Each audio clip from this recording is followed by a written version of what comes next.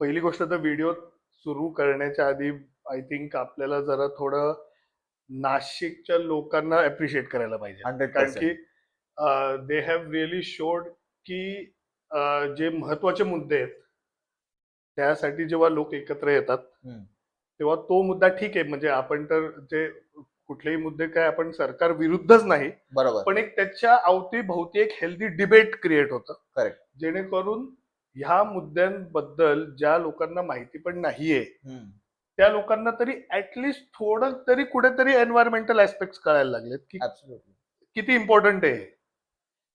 आणि आपलं तर नेहमीच आपल्या चॅनलच्या माध्यमातून आपला नेहमीच अट्टास असतो की ठीक आहे एखादा आपण टॉपिक आहे पण त्याचा एक बिगर पिक्चर पण आपण प्रयत्न करत असतो नेहमी की let's understand what is the bigger picture behind it.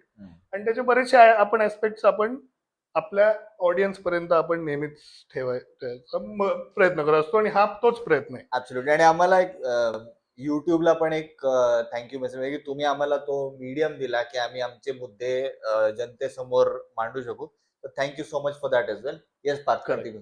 तर आता हा जो